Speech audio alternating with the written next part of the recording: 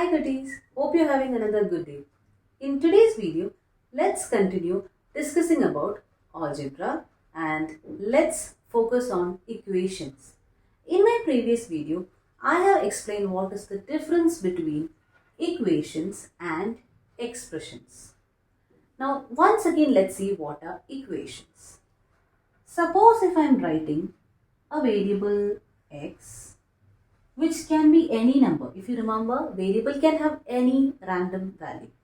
So a variable x, and let me add a 2 which is a constant. A 2 is always a 2. So x plus 2.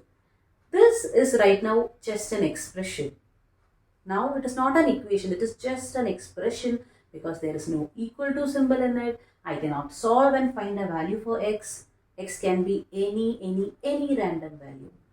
But now I am going to write something here. X plus 2 is equal to 10.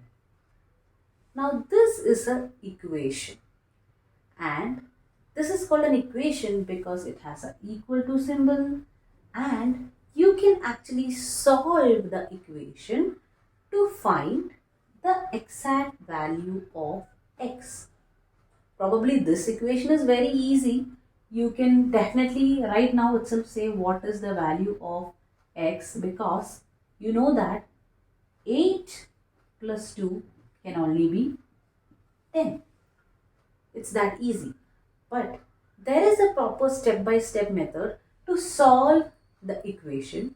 So let's see how to solve simple, very simple equation. And in the next videos, we can see how to solve little more bigger equations. So let's start with a small example. Let's look into this example and understand how to solve equations step by step. The equation I have written is p, which is a variable, plus 5 equal to 15. Solving this equation is very easy, but still let me explain how to do it step by step. So on the right side you can see a small picture that I have drawn. I hope it is clear. It is actually a small weighing scale. You guys might have seen such weighing scale in shops where they weigh the fruits or vegetables. So technically this both sides should be balanced. If you put something over here, maybe if you add an apple over here, this side goes down and this side goes up.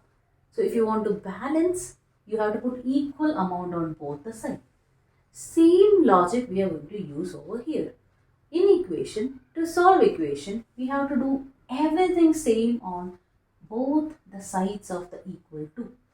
You can call this side as the left side of the equal to, left hand side of the equal to. In short, we can write it as the LHS, left hand side, and this is our right hand side. Whatever you do on the left hand side should be done equally on the right hand side, and that's how we start solving the equation. Now solving the equation means we need to find the final value of the variable. So we need to write what is p equal to.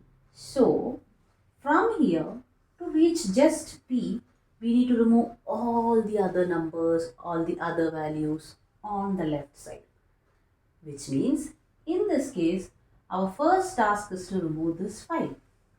So how can we remove this 5? How can we just completely remove that 5 and make it a 0? 5, and if you want to remove 5 from it, it is just minus 5. So basically we have to do 5 and we are just minusing 5 from here. But please remember, this is an equation. We have to do everything equally on the left side and the right side. So let's do the same minus 5 over here on the right side. So now you see 5 minus 5, it is 0. Nothing else is left. We just have p, and here it is just 0. So actually you don't have to even write anything. It's just 0. And this equal to, we are going to write it the same way. And on the right side we have 15 minus 5, 10. And see, that's our value. So the final value is already there. P is equal to 10.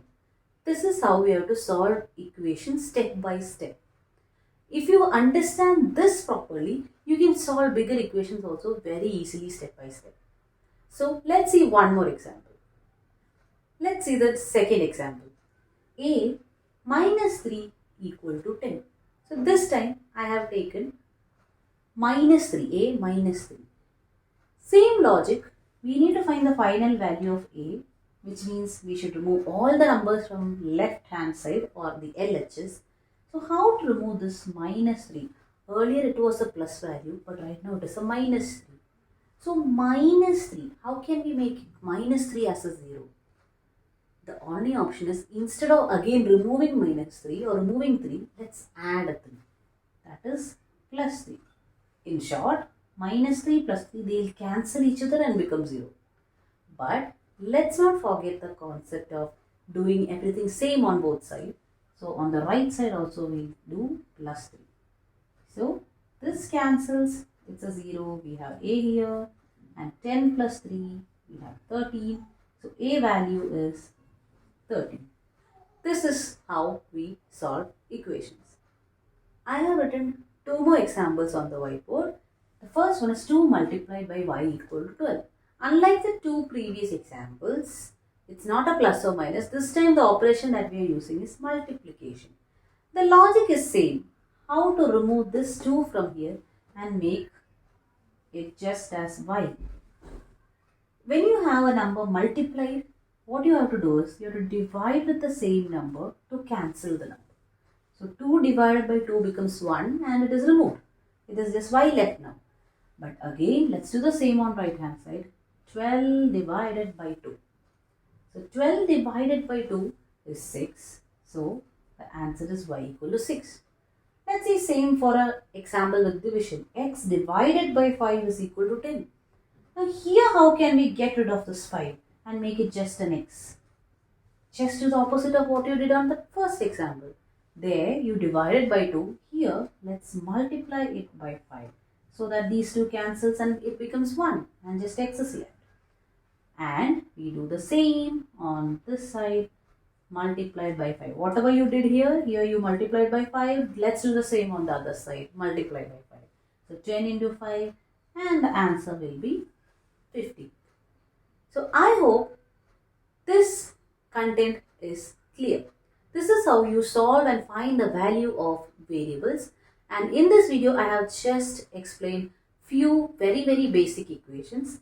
In the next videos, we can discuss more heavier equations or more lengthy equations, and step by step we can see how to solve them. So I hope you find this video helpful. And if you find this video helpful, please like, share and subscribe my channel. Thank you.